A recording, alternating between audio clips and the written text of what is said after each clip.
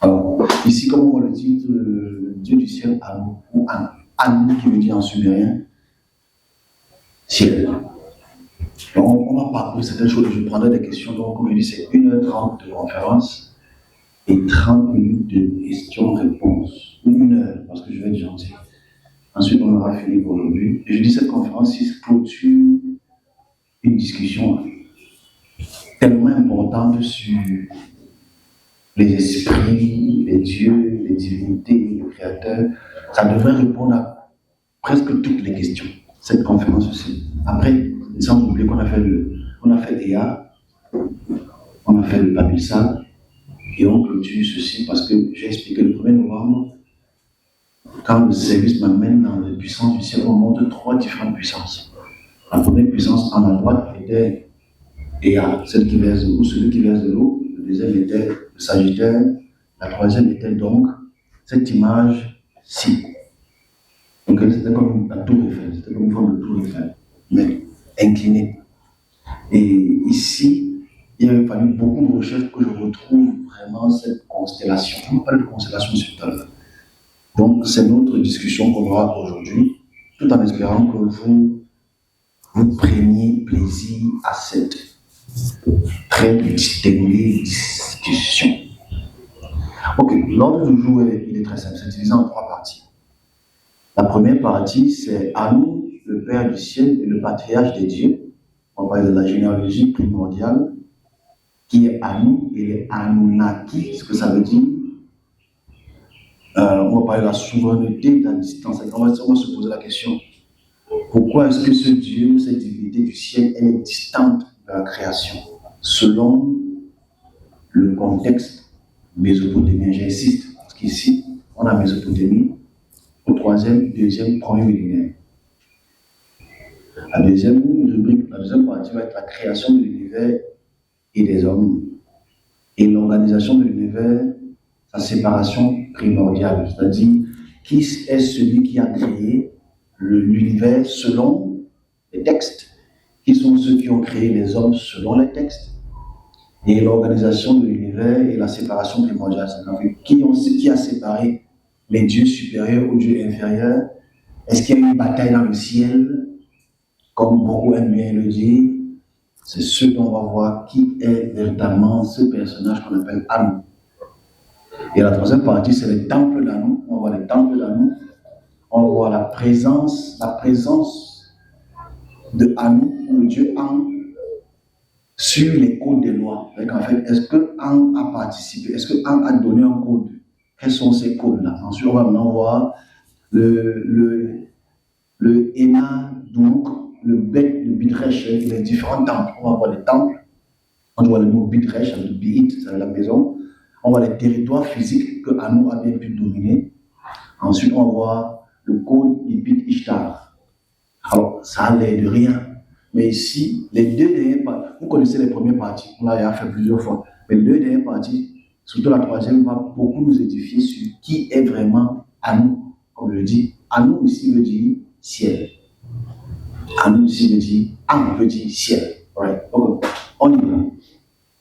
Le travail qu'on essaie de faire ici, comme on dit, Anou, le Père du ciel, dans les travaux qu'on essaie de démontrer avec beaucoup de véracité, beaucoup de force et beaucoup de pragmatique, c'est d'essayer de faire en sorte qu'on ne dit pas que des choses aléatoires. On prend la peine de fouiller les archives archéologiques, les archives philologiques, les archives de l'asiologie en général, pour essayer de montrer au public. Parce que ce genre de conférence, on va commencer certainement le temps venu à le vulgariser. On va le vulgariser. C'est pas grave que les uns et les autres ne prennent pas plaisir. Alors ici, on voit un kouloulou. Ici, c'est une stèle, un kouloulou pour lequel je vais décrire ce que vous voyez. Ça n'a l'air de rien pour vous, mais ici, en au 14e siècle avant notre ère. Et ce kouloulou-ci a 4 différentes strates. Et ces 4 différentes strates, elles sont hyper importantes pour tout le commun des vivants qui lisent la Bible, tout le commun du vivant qui le Coran, tout le commun du vivant des chrétiens et des catholiques. Parce que ça n'a l'air de rien ici, Mais la première rangée, la rangée la plus importante, qu'on va automatiquement décrire encore plus tard. La première rangée en haut, pour laquelle on voit quelque chose de conique à votre gauche, en commençant de la gauche à la droite. Ensuite, on voit comme un animal au sol. Ensuite, on voit toujours ce pupitre-là, ou cet hôtel. Et en haut, on voit une lune, un soleil et un dingir. Vous voyez, l'étoile du milieu, c'est un dingir. Et vous devez savoir que le dingir, ça veut dire un être céleste. Ensemble, bon, si vous avez oublié, on se le rappelle, c'est pas grave. Donc le dingir, en haut, on est sur la première plage, pas sur la deuxième. Première te montre deux images chroniques. Regardez, ça va nous servir tout au long de notre soirée, tout au long de la discussion. Chronique. Ensuite, on voit Ea qui vient après. C'est Ea qui vient après. Ensuite, on voit cet hôtel-là. Mais en haut, on voit la lune. À l'extrême, on voit le soleil. Nous voulions le dingir. Le dingir, c'est les êtres célestes. Alors, on va introduire qui est à nous. On va introduire en quelque sorte qui est à nous. Comme je dis, on a une trompe. On va introduire qui est à nous, qui n'a pas l'air intéressant parce qu'en fait, aujourd'hui, vu qu'on parle français, ça a été traduit. La traduction de Anou veut dire ciel. Anou veut dire ciel. Alors, on voit dans cette introduction-ci qui introduit la personne de Anou. Il se présente ici à la population de la Mésopotamie. Lorsque Anou eut créé le ciel, que le ciel eut créé la terre, que la terre eut créé les rivières, et que les rivières eurent créé les ruisseaux, que les ruisseaux eurent créé la fange, et la fange eut créé le ver, et le ver sans pleurer devant Samal, et que ses larmes coulent devant Ea. En fait, ici, cette introduction, elle est poétique naturellement. Ce côté poétique devrait décrire déjà qui est Anou. Ça veut dire, ici, on te fait comprendre au commencement, lorsque Anou créa. En fait, ici, celui qui crée, c'est Anou. Donc, la divinité créatrice est d'abord Anou. Ou Anou. Donc, ici, le plus important, c'est d'abord le côté cosmogonie, cosmographie. C'est une interprétation de Jean Mottero. Déjà décédé. Donc, ça c'est une introduction. Dans le Père du ciel, celui qui a créé le ciel, et qu'à travers le ciel a créé la terre, et qu'à travers la terre a créé les eaux, etc., vient de la divinité Anou. Et c'est très important, parce qu'on va certainement avoir beaucoup de très belles discussions à la suite. On va à la suite. Toujours un autre gourou que je vais vous montrer. Ici, c'est un autre gourou pour lequel c'est un peu plus zoomé. Ici, c'est au musée de Londres. Okay? Vous voyez que là, c'est beaucoup plus clair. Vous voyez, jusqu'au premier étage, vous voyez, tu as la même chose. Donc, à chaque différent gourou, là, ce sont les gourous, right? Gourou, right? Alors, à ces différents gourous, ici, vous voyez, en haut, vous voyez, tu as la même image. Ici, vous voyez tout ici, je ne vais pas encore entrer dans les explications. Vous voyez qu'il y a ces images ici, comme une forme d'hôtel, mais en haut, il y a comme une forme de cône. On appelle ça une tiare. C'est la tiare royale. C'est une tiare. Regardez ça en tête, ça va vous aider tout au long de la discussion. C'est une tiare royale. En fait, c'est ce qui représente Anou. Donc, quand tu vois ceci, à chaque début de phrase, à chaque début de stèle, à toutes les stèles, la Mésopotamie commence d'abord par ce tiare-ci. Ce tiare, c'est Anou. Regardez ça en tête. Ce tiare-ci. Et forcément, vous allez réaliser après que tous les rois portent des tiares. Parce que c'est eux les représentants du dieu Am. Gardez ça en tête, ça va beaucoup nous aider. Ouais? Ok, donc ici, on voit ici en bas, on voit les rois, on voit les différents, quand ils partent faire les sacrifices, etc. Mais ce Kouloulou-ci est très important parce que toujours, vous voyez, tu as le dingir. En haut, il y a le soleil, il y a le soleil et la lune, il y a le dingir. Soleil, lune, dingir. Ça veut dire, à côté du roi, qui est le créateur du ciel et de la terre, du soleil et de la lune, il est un être céleste. Donc, quand tu vois ceci, quand tu vois, tu peux pas le comprendre quand tu fais un peu la zéologie, mais quand tu étudies la zéologie, tu comprends que quand tu vois ceci, comme quand tu entres dans l'église, première chose que tu vois, c'est la croix. Tu sais qu'à la croix, c'est Jésus qui est divin. On est ensemble. J'essaie de faire un rapprochement intelligent. Quand tu entres à l'église, tu vois ça, tu dis, ah, c'est divin, c'est Jésus. Donc ici, quand tu entres dans tous les temps, quand tu entres dans toutes les villes, que tu vois ce Kounourou, tu sais que, ah, ici, la divinité suprême, c'est Am qui est créateur du ciel et de la terre, lui-même est un être céleste, digné. C'est important. Donc, on y va maintenant dans ce qu'il dit avoir créé. J'insiste sur ce fait. Ok. Ici, on prend les hymnes de Anou, pour lesquels on va lire gracieusement, tout en allant vite, parce que la troisième partie est beaucoup plus longue, on va essayer d'être un peu plus rapide. Au commencement, on réalise ce qui est un commencement. Au commencement, Anou, Enlil et Ea ont fait le partage des parts. Mais ici, ce qu'il faut comprendre, c'est que Anou a d'abord, c'est d'abord important de comprendre ici, ou de comprendre ceci. Regardez ça en tête. Là, on voit qu'au départ, il y a An, c'est chronologique, hein, en commençant à votre gauche, il y a An, Anou, pas l'image. Il y a An, il y a Enlil et il y a Ea. Ça se suit. Ok? Du créateur à ce qu'il a créé. Selon les textes mésopotamiens, bien sûr. Donc, comme on dit au début ou au commencement, Anou, Enlil et Ea ont fait le partage des parts pour les deux dieux qui veillent sur les cieux et la terre et ouvrent les portes d'Anou. Donc, en fait, c'est important de voir cette image. C'est quoi les portes d'Anou? Parce que les portes d'Anou, c'est les portes du ciel. Alright? Ça va aller? Les portes d'Anou, c'est les portes du ciel. Et quand tu ouvres les portes du ciel, qu'est-ce que tu vois? Tu vois Inanna-Sim. Donc quand tu ouvres les portes du ciel, ah, c'est le ciel. Qu'est-ce que tu vois? Inanna, c'est la lune. Ok? Inanna-Sim, c'est la lune. Et tu vois Utu Shamash, c'est le soleil. Donc quand tu ouvres les portes du paradis, pour vous c'est important. Pour voir à quel point c'est comme ça qu'eux ils voient le monde. Tu as créé le ciel, la terre, le soleil, la lune. Donc eux, ils voient ça sous cet angle-là. Quand on ouvre les portes d'Anou, on ouvre les portes du ciel, on voit Inanna-Sim, qui est la lune, et on voit Utu Shamash, qui est le soleil. Par le jour et la nuit. C'est-à-dire qu'en fait, c'est lui qui a fait la distinction entre le jour et la nuit. On appelle ça le premier jour, si vous voulez.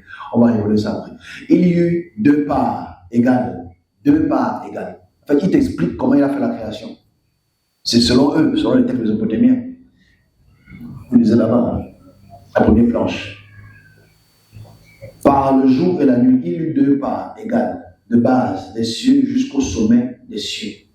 On leur assigna leurs tâches quotidiennes, comme les sillons déjustant toutes les étoiles du ciel, tels les bœufs, non jolis bœufs aussi, tels les bœufs, eux, les dieux qui marchent devant leur font prendre le bon chemin. Ça veut dire, à cause du soleil, la nuit et la nuit, l'humanité marche dans la droiture.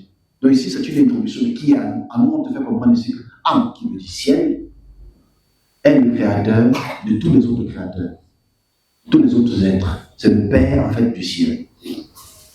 On continue l'autre texte, toujours de Jean un texte de Numa Elish, la 6e tablette, qui parle de l'introduction de qui est Anou.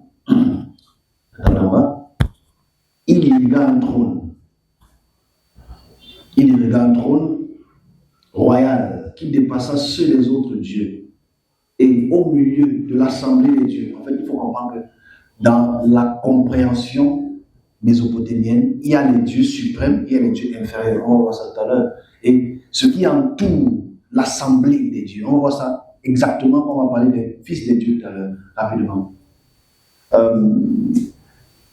Il dépassa les autres dieux et au milieu de l'assemblée des dieux, Anou y installa Marduk. En fait, ici, si je prends ce texte, c'est parce qu'en fait, Marduk et Anou sont plus ou moins les mêmes personnages. Mais à la période néo-babylonienne, c'est-à-dire le deuxième millénaire, et Anou ne paie pas sa fonction, mais Marduk prend le devant. Marduk, c'est comme une forme de dragon. On va le voir peut-être tout à l'heure. Alors, Marduk exalta et se prosternèrent devant lui, devant Anou. Ils formulèrent d'eux-mêmes un serment exécratoire, jurant par l'eau et l'huile, et la main à la gorge. Ils lui octroyèrent d'exercer la royauté sur les dieux, et confirmant dans le pouvoir absolu sur les dieux du ciel et de la terre. En fait, ici, celui qui donne l'autorité à Marduk, qui lui rend Dieu du ciel et de la terre, qui donne la légitimité royale, c'est Anu. Donc, le Dieu mésopotamien responsable de donner le pouvoir à d'autres divinités, c'est Anu. Donc, c'est le Père des dieux. Dans sa représentation conique qu'on appelle un tiare. Alors, vous allez voir beaucoup de tiares tout à l'heure. Mais ici, on est d'abord sur les textes. Alors maintenant, selon notre programme de la première partie, il faudrait qu'on puisse comprendre qu'il y a un mot ici très exact. On dit au milieu de l'assemblée des dieux. En fait, ici, le mot Dieu, c'est il ou elle ou il. Ok? Naturellement, vous allez comprendre le rapprochement rapide avec les textes hébraïens, c'est-à-dire les Elohim. Ok, on va maintenant dans la. Ça, c'est les sous-cylindres ici, pour lesquels la description que vous connaissez déjà avec Ea qui est là, avec les êtres que je vais introduire, qui sont les fils d'Anou. Parce que Anou ici n'est pas automatiquement visible, mais ses fils sont automatiquement visibles. Ok, on va maintenant dans ce qui est, toujours dans la première partie, les fils de An, ou les fils d'Anou. Alors, on lit le texte des mythes d'Adramasis. Adramasis, c'est le Noé mésopotamien, le Noé de la Syrie, Irak. On va lire rapidement. Les grands Anunnaki, 7, le nombre de 7. En fait, il faut savoir que les Anunnaki ou les Anunnaki, ce sont les fils de An. Vous allez voir la distinction entre Anunnaki, ok? Anunnaki, c'est le fils de An, ou la progéniture de An. Donc les Anunnaki, ce sont les fils de Dieu. Les fils de Dieu. Comme ce que vous allez pouvoir appeler les bénis Elohim que vous voulez, mais c'est Anunnaki. On y va. On est sur la première tableau. Les grands Anunnaki, au nombre de 7, avaient l'habitude de faire accomplir les labeurs aux Igigu. Enfin, les Igigu ou les Igiri, ce sont les divinités inférieures. On va voir ça peut-être tout à l'heure, mais à la séparation du ciel et de la terre, dans cette discussion-ci, on va séparer les dieux inférieurs aux dieux supérieurs, selon l'idéologie mésopotamienne. Anou, leur père, était roi. Donc ici, déjà, on te fait comprendre que Anou, c'est le père qui était roi de toutes les divinités. Voilà. Leur conseiller était le héros Enlil. Leur Gouzaloum était Ninurta et leur Galoum était Inudi. Je saute cela. On va à la deuxième partie, parce que à cause du temps. Les grands Anunnaki firent accomplir un labeur septuple au Igigu. Anou, leur père, était roi, leur conseiller était Enlil, etc.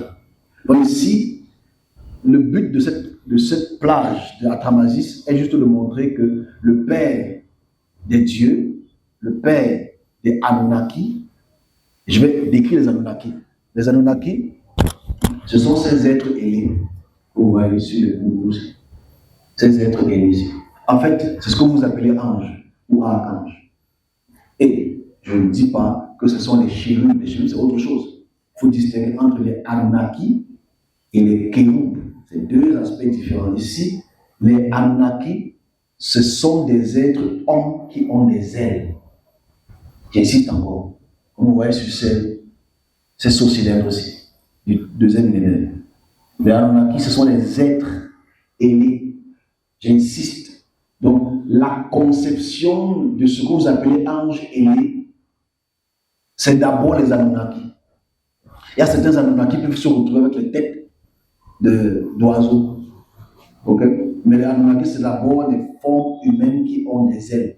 Donc, quand vous dites aujourd'hui que j'ai vu un ange avec des ailes, ce sont d'abord les fils de An. Donc, quand tu prends la peine de lire le nouveau texte de Job, quand on dit qu'il y avait Dieu au milieu et les fils de Dieu autour, c'est les concepts mésopotamiens. c'est pas débattable dessus. Donc, j'introduis donc les ânes, les Anunnaki. On va les voir peut-être tout à l'heure. On va à la suite. Toujours on prend les Kouloulous du 14e siècle, du 14e au 12e siècle. Je l'explique toujours.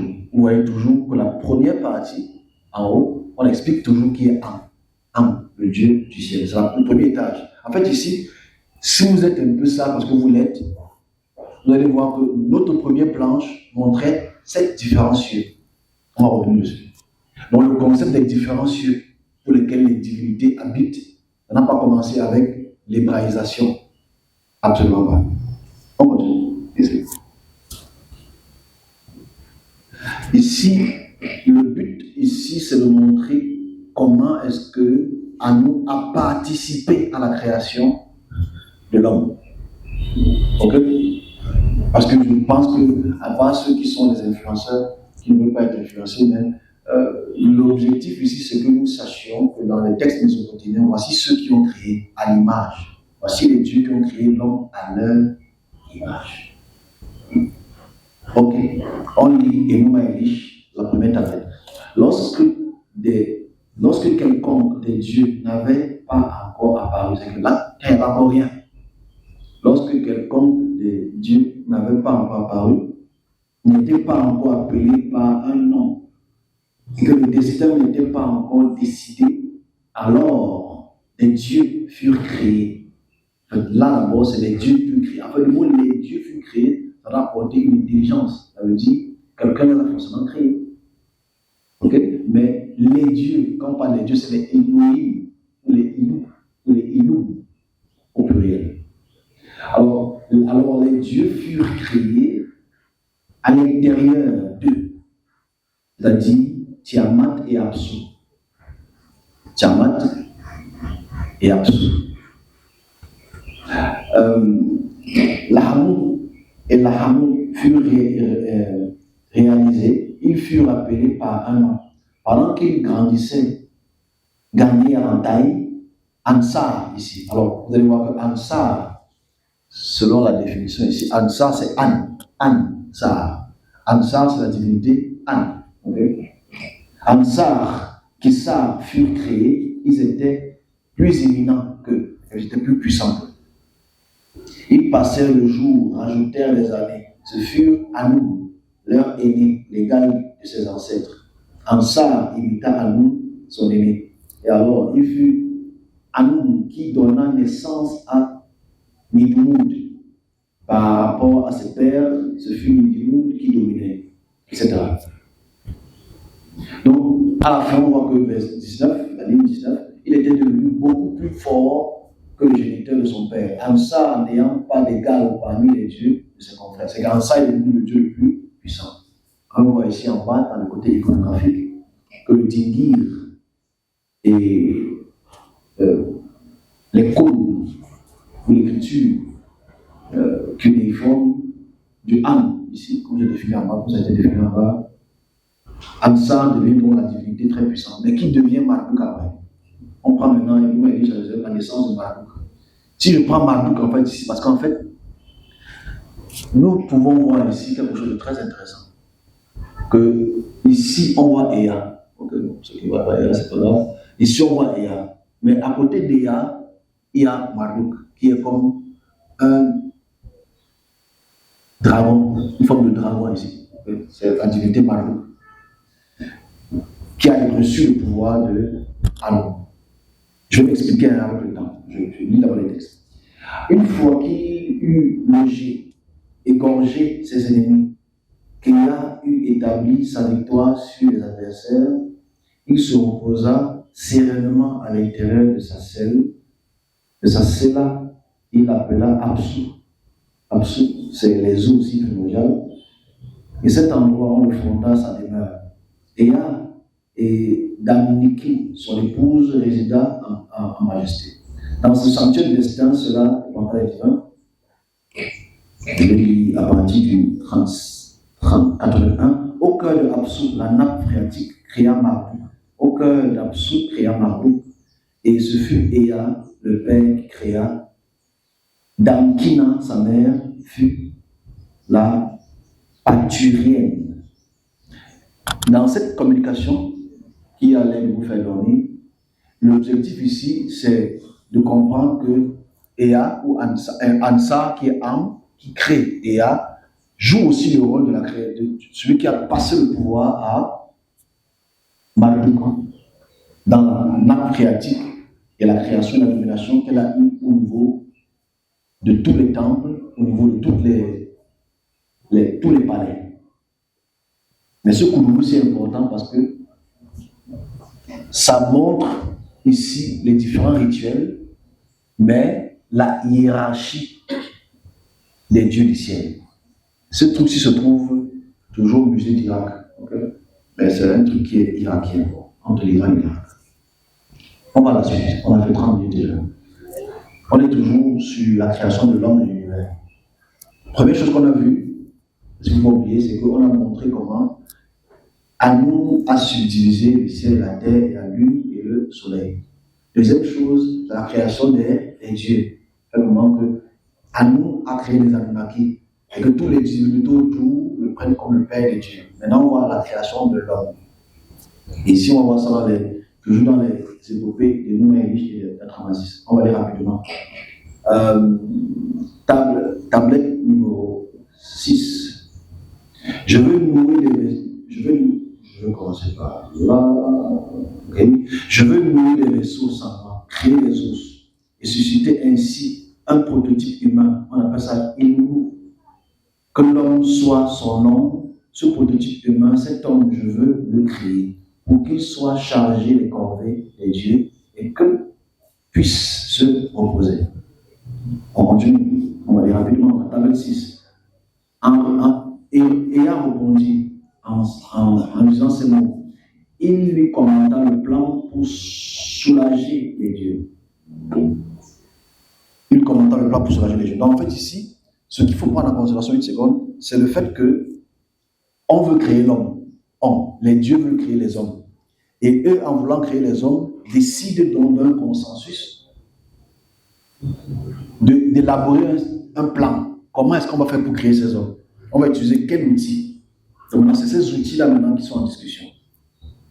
On y va ici. 14. Qu'ils périssent. Non, 13, pardon. Qu'un de leurs frères, les dieux, me soit livré. Bon, la première chose, c'est qu'on a d'abord livré une divinité à la puissance de Ea ou Marduk. Qu'ils périssent pour que soient façonnés les gens, que les grands dieux se rassemblent, afin que le coupable soit livré, mais que les autres restent. Marduk demanda, quant à lui, on lui livre le responsable de la guerre. Il faut savoir qu'on a vu plus tôt, il y avait la guerre entre les différentes divinités qui ont séparé les dieux célestes aux dieux inférieurs. Donc quand on dit peut-être qu'on a chassé certaines divinités à terre, d'autres sont montées au ciel, c'est cette bagarre entre Kingu et Marduk. Marduk demanda qu'on lui livre le responsable de la guerre. Les dieux le livraient Kingu, le chef de l'armée de Tiamat. En fait, il y a une guerre entre celui qui a reçu l'autorité au ciel et Kingu. On le libota, on le maintena devant Ea et on lui imposa le châtiment. Trancher ses veines de son sang pour créer l'humanité. Donc en fait ici c'est la mort de Kingu qui crée l'humanité. Comment? C'est la partie intéressante ici. Il lui imposa la corvée des dieux et la liberté des autres dieux après que le sage eut créé l'humanité. Il lui imposa la corvée des dieux. Ce travail est impossible à comprendre car Nidimoud, ici c'est une autre forme d'Ea, accomplit sa création grâce aux merveilles de l'art. On va revenir ici sur cette partie parce que cette partie-ci elle est introductive. Mais la partie que vous voyez là vous explique comment ça a été fait. Bon, on a fait ça il y a quelques mois, mais je le rappelle quand même, la première planche à votre droite. Anou monta vers les cieux, parce qu'il y a une séparation entre le ciel et la terre. Anou monta au ciel, et il s'appara des différents domaines de la terre. La fermeture des entraves de la mer furent donnés à Ea. Les Egigi, c'est-à-dire les dieux inférieurs, ou ce qu'on appelle les démons, les Egigi durent exécuter le travail sans relâche. Les dieux durent creuser les fleuves, les canaux des pays. Les Egigi durent creuser les fleuves, les canaux des pays. Ils ont creusé l'Euphrate, ils ont creusé le Tigre. 25 et 26, comme on a vu. Ils ouvrirent les sources des eaux. De la chaîne des montagnes, ils eurent élevé la cime. Les chaînes des montagnes, toutes les montagnes ici, lors des corvées. Alors on voit que c'est à cause de ces corvées-là qui étaient dues pour les dieux qu'on a créé l'humanité. La création de l'humanité, comme on a vu la dernière fois, c'est on tue une divinité et à travers son sang et de l'argile, on crée l'être vivant qui est à l'image de la divinité. Ok, donc on va aller à la suite. On a fait 30 minutes là. Bon, ici, on passe à la deuxième rubrique qui est les temples d'Anu et sa présence. Je vais aller assez vite, donc vous allez m'excuser. Les temples. Parce que pour qu'un Dieu puisse créer le ciel et la terre, comme dit l'avoir fait, créer les divinités, séparer les eaux, créer l'humanité, il faut aussi l'aspect le plus important, c'est-à-dire qu'il se représente dans un temple. Donc ce que vous voyez à votre droite, il est très très important parce que c'est la représentation de la divinité à nous dans le temple. Donc on voit ici ce temple qui est un temple du 3e millénaire du cours, à 3000 ans avant Jésus-Christ. C'est une maquette, bien sûr. Cette maquette, elle est importante parce qu'elle démontre quand même les temples gigantesques qui ont bien pu avoir. Alors, dans un temple, ce qu'il faut prendre en considération rapidement, pour le temps, parce que la troisième partie est beaucoup plus importante, dans un temple, il faut une divinité à l'intérieur, il faut un autel, il faut des prêtres. Ok? Dans un temple, il faut une divinité ou un dieu, et dans le temple, il faudrait que le dieu se manifeste à travers l'autel, et ceux qui doivent faire la pratique pour maintenir la relation de la divinité, le temple et les hommes, ce sont des prêtres. Et le roi, bien sûr, parce que le roi, c'est le représentant de la divinité. Donc ici, quand parlons de ce temple, ce qu'il faut prendre en considération ici, c'est qu'est-ce qui se passe dans les temples concernant la divinité Anu. Que se passe-t-il dans les temples concernant la divinité qu'on appelle An ou Anu. Donc on a deux tablettes importantes qui nous expliquent le rôle de An ou le rôle du Dieu du ciel dans les temples. Et ça devrait nous amener à peut-être réfléchir à d'autres moments. Yeah, I'm going to do the relationship. Parce que dans un temple, comme je l'ai dit, il faut un roi, un prêtre, des autels et toute la manœuvre des lois derrière. Parce que le Dieu parle à travers ses prêtres, ses appelous, ses mots à la population. Pour le bien-être entre guillemets de la population. Donc, ici, sur cette première planche, on va pouvoir lire rapidement, sur les temples, la tablette ici a été retrouvée à la période du premier millénaire.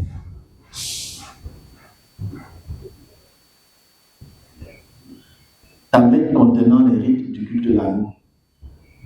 Les purs rites de la purification, les règles rituelles de la royauté, y compris les divins rites de purification du temple Resh, du temple Esgal, du temple Inanna et des autres temples de Tirana, à Uruk, Sakour. On s'arrête d'abord là. Ici, c'est des informations très importantes. C'est une liturgie ici. On dit que sur cette tablette, on voit les rites du culte d'abord de Anu. Que composent ces rituels? C'est les rites de purification. Parce que quand tu dois entrer dans un temple, il faudrait que tu aies la décence d'être pur. Et s'il y a des questions après sur la purification, c'est parce qu'en fait, celui qui n'est pas pur, qu'est-ce qui rend un homme impur? Selon les conceptions des divinités, c'est que tu as transgressé la loi de la divinité. Et forcément, il faut que tu te purifies, que tu sois en accord avec la divinité. Donc, ce qui rend un homme impur, selon le concept mésopotamien, j'insiste dessus, c'est le fait que l'individu ne respecte absolument pas la codification. Donc, tu as besoin de te purifier parce que tu es impur. Dans les règles de purification, les règles rituelles de la royauté, parce que ça veut dire le roi qui est mon représentant a systémiquement un rôle à jouer et des règles à respecter. Les divers rites de purification du temple Resh, du temple Ezagal, Inanna et le temple de Tirana. Les activités rituelles d'exorcisme, ça c'est la deuxième partie, ça veut dire en fait, dans les temples, c'est l'endroit pour lequel on expie, on chasse, entre guillemets, les esprits qui ne font pas partie de l'atmosphère spirituelle du temple. Donc il y a ce qu'on appelle l'exorcisme. Les lamentations. Dans le temple, il y a les lamentateurs qui sont là pour crier à la divinité, pour demander quoi que ce soit à Anu. Et forcément, des chanteurs. Les chanteurs aussi jouent un rôle important dans le temple. En fait, c'est ce que nous trouvons, les textes qui ont été trouvés jusqu'à la période hellénistique de Pérouse. On trouve les textes exorcistes, les textes de lamentation, les textes de chanteurs et des artisans. Ici, on voit que c'est la période de Nabopolassar. Nabopolassar, c'est le fils de Nebuchadnezzar. Roi du pays de la mer, le King Anu, le Kindin Anu. On voit le Kindin Anu ici, c'est un des forts. L'exorciste d'Anu et Anu. Donc ici, Anu qui a le pouvoir. On voit qu'en fait, ici, au premier millénaire, toujours, Anu a le pouvoir d'expier, de chasser les esprits. On appelle ici, moi j'adore ce mot, parce que c'est un mot qui est assez révélateur. Aujourd'hui, je t'appelle l'homme puissant de Jésus aujourd'hui, c'est un exemple. Ici, avant, on t'appelait le Kindi Anu Doulouk, l'exorciste d'Anu, on t'appelait l'exorciste d'Anu. Quand tu viens à la place, parce que c'est toi qui chasses les esprits au nom du Dieu du ciel. Bon, en tout, c'est sa femme. Descendant d'Ikur Zari, le grand prêtre du temple Resh. Donc, voilà son nom. Son nom est tellement long. Donc, quand tu as des problèmes d'ordre spirituel, tu vas au temple de Anu et tu vas automatiquement voir ce prêtre exorciste qui a ce très grand nom qui dit Anu Doulouk. C'est un théophore, comme tu avais été donné, par exemple, ou ceux qui s'appellent Marie aussi. Bonne chance. Donc, ici, c'est important de voir déjà à quel point ce texte est très important et révélateur de comment se comportaient les hommes et les femmes à cette période-là concernant l'activité du ciel.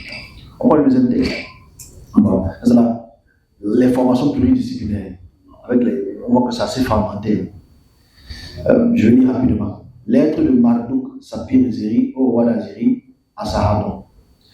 Je maîtrise complètement la profession de mon père. Là, on voit qu'il y a les artistes. J'ai étudié et chanté les séries canoniques. On voit qu'en fait, il y avait des chansons, il y avait des canons, il y avait des. Parce qu'on ne peut pas conduire des livres, mais il y avait des parchemins pour lesquels il y avait des chants pour les divinités. Le lavage de la bouche pour la purification du palais, j'ai examiné le présage sain et malsain. J'ai lu les séries d'astrologie, les Numa Elish et Anu Eli. En fait, ici, le prêtre fait comprendre qu'il a la connaissance de la parole. On est ensemble? Donc, parce qu'on dit parole aujourd'hui, ça fait un genre, mais quand tu lis Numa Elish, c'est la parole du Dieu à nous. C'est les directives qu'il faudrait respecter. Pour vous, ça va pas aller dans un sens, parce que vous avez la Bible hébraïque, mais eux, ils avaient Anuma Eli et Numa Elish, les épopées là. Le prêtre fait comprendre que moi je l'ai lu. Donc quand vous dites que lisez la Bible matin et soir, ce n'est pas un concept qui est nouveau.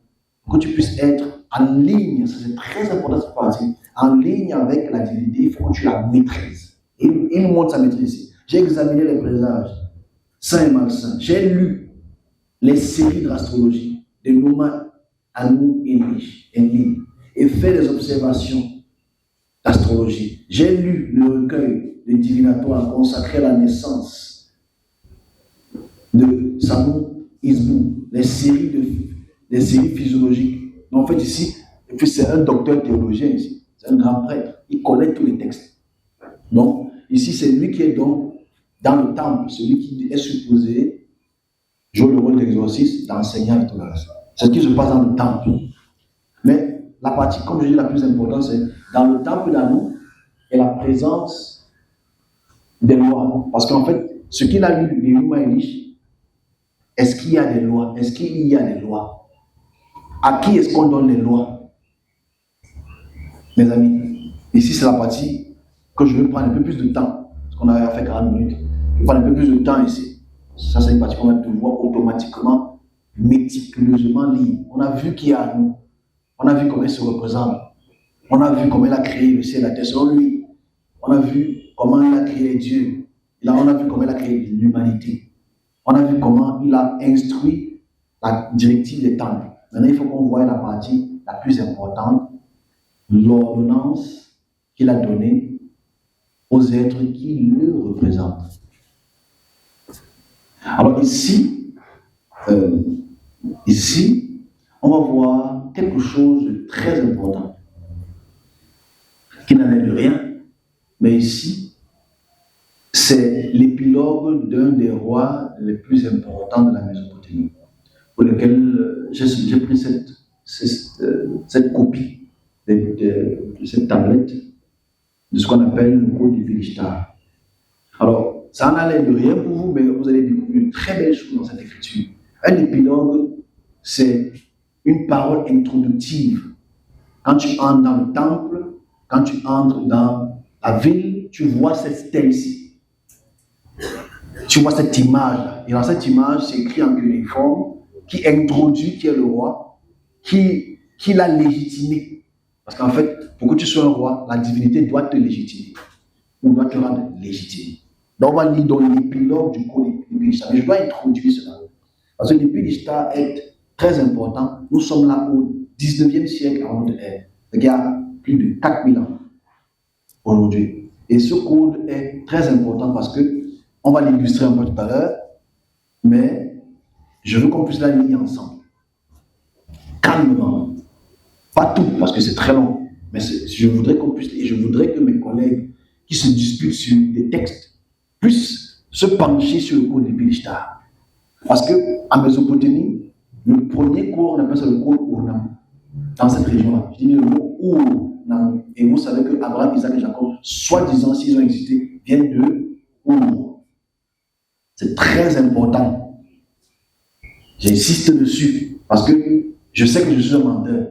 Mais l'archéologie ne ment pas. Moi, je peux mentir. Parce que je veux l'argent. Mais l'archéologie ne ment pas. Je veux qu'on lise les codes. Parce que c'est ce que le Dieu a donné. C'est la parole du Dieu. J'insiste dessus. Prologue. Lorsque An, le grand père des dieux, voilà comment on introduit. Il y a 4000 ans, voilà comment on introduit An. On n'a pas introduit Elohim. Parce que An veut dire Ilum. An, c'est en sumérien. Ilum, c'est en acadien. On est en 1924. Avant notre ère. Tu peux ajouter 25 ans si tu veux. Ok? Dans ton calcul. Lorsque An, le grand père des dieux, et élit le roi de tous les pays, le Seigneur qui fixe le destin, eurent donné un règne favorable à la royauté de Sumer et Akkad. On s'arrête là. Ça veut dire celui qui installe les rois et les reines dans cette période pour laquelle le pays était le plus puissant. Quand on parle de Sumer et Akkad, c'est Irak, Iran, Syrie. Proche-Orient, c'est Israël, tout ce que tu appelles Israël actuellement, qui n'existait pas encore. Parce qu'ici, il n'y a pas encore Israël. Alors, je le spécifie. Au 19e siècle, Israël est inexistant. Il n'y a pas d'Abraham, Isaac et Jacob. Il n'existe même pas encore. On se comprend? Parce que s'il savait qu'Abraham existait, Abraham est si supposé pas exister. On est au 17e siècle avant notre ère. Donc ça, c'est 2 siècles avant Abraham. S'il existait. Parce que ici, c'est un recueil qui existe. Il a donné la royauté à Sumer et Akkad. Dans ici, le piédestal d'An. Ça veut dire en fait, quand tu es dans la ville d'ici, on appelle ça piédestal, c'est quoi? Ça veut dire que c'est une marche, c'est une hauteur. Dans le piédestal de An. Lui est établi Néhémie-Sina, la fille de Anne, la dame humble de l'autorité, qu'on se réjouit vers le front brillant de qui on se tourne. On continue. Lorsque Anne eut appelé à la souveraineté sur le pays de l'Épide, Ishtar. Donc maintenant ici, on introduit qui est le roi. Parce que c'est le roi qui écrit. C'est comme si on dit que Pierre écrit, Paul a écrit. Ici, c'est l'Épide lui-même qui écrit. Et on va faire les textes de communication de l'Épide, Ishtar et les autres divinités, les autres rois à cette période-là. Ici, lorsque Henri eut appelé la souveraineté du pays de l'Épide, le pasteur obéissant. En fait, ici, pasteur. Quand on appelle pasteur, c'est grave. En fait, le mot pasteur est très important parce qu'en fait, comme on voit ça tout à l'heure, ça vient de la divinité céleste, mais qui représente Orion. Et le grand Orion, pas Orion, Orion, la constellation, on l'appelle le grand pasteur. C'est quoi un pasteur? C'est quelqu'un qui dirige un troupeau. Ok? Regardez ça en tête, ça va nous aider. Donc, le mot pasteur, ça va commencer avant-hier. C'est quelqu'un qui dirige les troupeaux. Je n'en suis pas un. Donc, le pasteur obéissant, nommé par Manir pour établir la justice dans le pays, pour faire disparaître la plainte de la bouche. En fait, c'est un roi qui est un roi bon. Il a pour faire disparaître les plaintes, pour détourner la méchanceté, la malveillance et la violence. En fait, il te fait comprendre que c'est un roi, un Dieu roi juste. Pour procurer le bien-être à Sumer et à Akal. Alors moi, pas moi, lui, l'Épide. L'Épide, ici, c'est très intéressant de voir. L'Épide, c'est son nom, et Ishtar, c'est le nom de la divinité. Donc Ishtar, c'est la divinité lunaire. Ne pas ça. Je suis obligé de tout lire, la partie c'est trop importante pour moi. Moi, l'Épide Ishtar, le pasteur humble, il te dit qu'il est humble. Bon, maintenant, c'est quoi l'humilité par rapport au contexte? Parce que c'est pas que tu es humble, moi je suis humble, non. L'humilité, c'est de dire, je me laisse diriger par le Dieu. C'est le Dieu qui vit en moi, c'est le Dieu qui m'a choisi. J'ai été choisi par le Dieu. Je ne fais rien de ma propre volonté. Je me suis humilié. Le pasteur humble l'époux, le cultivateur fidèle doux, là où Abraham et Isaac viennent, s'ils ont existé. J'insiste dessus parce qu'il veut toujours mettre un accent sur ce point-là, qui va être bafoué parce qu'ils connaissent plus par rapport à l'histoire. Celui qui n'a pas cessé, ou qui ne cesse pas pour Irénou, le Seigneur qui convient à vous, le roi d'ici, le roi de Sumer, le roi d'Akar, celui vers qui se porte le cœur d'Inanna, pour que la justice soit établie à Sumer. Le mot justice là, à Sumer, s'ils ont existé, ça veut dire, s'il est le roi juste, j'insiste encore, si l'Épide Ishtar est le roi juste, on interprète ça comment? En hébreu. Le mot roi en hébreu est un peu différent du mot roi en sumer. On voit ça tout à l'heure. Mais si on prend la peine de se dire que ce roi-ci a régné pendant près de 20 ans, ou à peu près une vingtaine d'années, on voit ça tout à l'heure, 13 ans pardon. La spécificité ici, c'est que s'il s'appelle roi juste, si tu interprètes ça, on appelle ça Melek Tzadik, ou bien ce que vous appelez roi juste. Vous allez voir ça dans Exode 14 et 15. Ok. On va lire le Bible. Alors, en ces jours, on leur faisait mener une vie de solitude. J'instaurais le retour du statut d'origine. C'est quoi le statut d'origine? Le retour à la mère pour le fils. Les fils à l'époux, les fils et les filles qui viennent de Our, les filles et les fils d'ici, etc.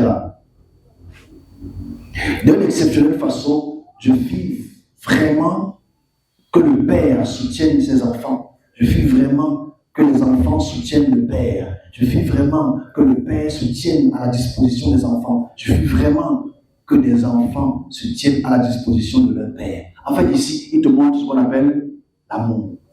Donc, c'est un roi qui est venu apporter l'amour entre les familles, l'unité entre toutes les grandes familles d'Akad et Sumer. En fait, c'est un roi juste. En hébreu, le roi, ça veut dire Melek. Justice, ça veut dire Tzedek. Donc, ce que tu appelles un Melki Tzedek, ça, c'est un Melki Tzedek. Parce qu'il se nomme roi juste. On est ensemble. Il dit bien, tu vas voir que tous les rois de la Mésopotamie sont des rois justes. On voit ça tout à l'heure, quelques minutes. On voit son successeur en 2 siècles après. Ok, ici, cet épilogue est très important, comme vous voyez là. C'est une épilogue qui est introduite dans chaque ville pour laquelle il est dominant, parce qu'il a dominé cette région. Il introduit ceci. Je suis toujours venu le passer par un autre roi, on va entrer dans l'épilogue de Pilishtar. Je viens avec un roi qui vient un peu plus tard, et vous le connaissez bien parce qu'on l'a fait depuis 2-3 ans ici. On a fait le cours d'Hammurabi ou le roi Hammurabi, que plein de personnes ne connaissent pas, mais que c'est très grave de ne pas le connaître. Si tu ne connais pas l'Ibit Ishtar, je peux comprendre, mais tu ne connais pas Hammurabi, c'est très grave pour l'église de l'éveil. Très grave. Ok, ici, toujours, ici là on est au XVIIe siècle, on est en 1750. On a à peu près un siècle et demi après le roi Libye, Ishtar. Ici, on introduit toujours le dieu Anu. C'est toujours le dieu le plus puissant. On dit au début, ça c'est l'épilogue toujours. Donc ce qu'on regarde là, c'est l'épilogue qui est toujours au début de chaque stèle, pour lequel on va comprendre quelle est la suite. Parce que le but, c'est de comprendre la suite. Et on va lire malheureusement la suite. Quand je dis malheureusement, c'est parce que ça va vous faire dormir. Lorsque l'éminent Anu, le roi des Anunnaki, en fait ici, on te fait comprendre Anu, l'éminent, le grand Anu, le roi des Anunnaki. On sait que les Anunnaki, ce sont les fils de An, on a vu ça tout à l'heure.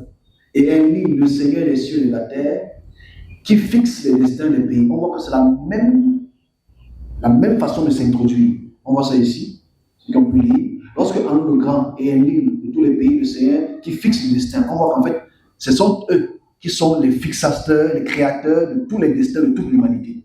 En Mésopotamie, j'insiste toujours en le disant. Donc, c'est une même introduction. Parce qu'en fait, c'est une continuité. Cette parole ne change pas. Elle est malheureusement ou heureusement la même.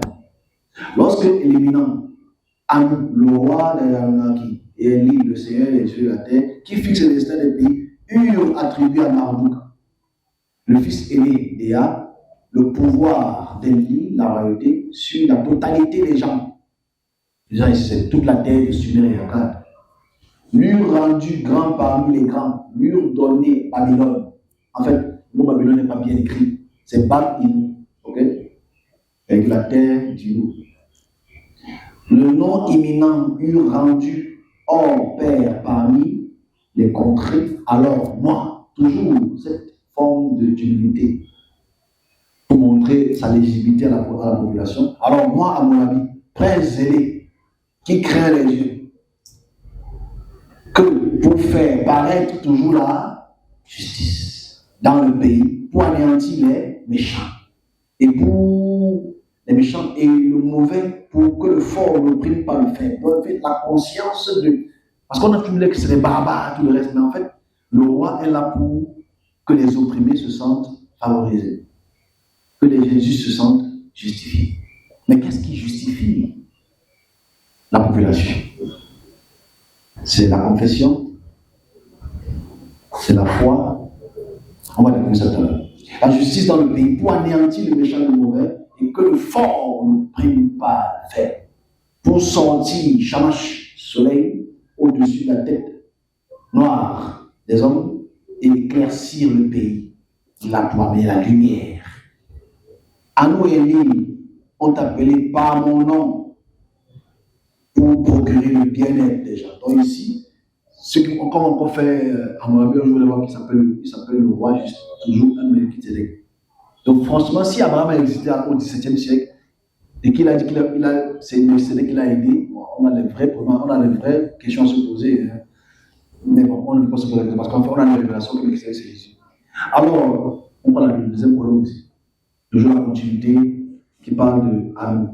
Alors les dieux Anu et Enlil, pour améliorer le bien-être des gens, prononcent mon nom à Hammurabi, prince pieux, qui révère les dieux afin de faire surgir la justice. Justice ici, c'est comme Misaoum. Mais le Misaoum là, si ceux qui parlent un peu hébreu vont peut-être me comprendre. Le mot en hébreu pour justice, c'est quoi? Mispach. Ok? On appelle ça mispatim. Ceux qu'on fait un peu l'hébreu. Tu vois que Misaoum, mispatim, c'est une triconsonante. Dans le pays des pour éliminer le mauvais du pervers et d'empêcher le puissant d'opprimer le faible, de paître comme un dieu, le dieu Shamash, du soleil, sur tous les hommes et illuminer le pays. Donc en fait ici, ça c'est une introduction. On voit que Anu fait toujours partie de cette divinité suprême qui donne l'autorité au roi. Mais qu'est-ce qu'il a donné parce qu'en fait, vous réalisez une chose. Je pense que vous le réalisez parce que vous êtes très intelligent, même dans le sommeil, que ouais, là, on a fait 30 minutes. Il fallait que j'envoie. C'était pas bon. Si on ne le faisait pas, c'était pas bon. Alright?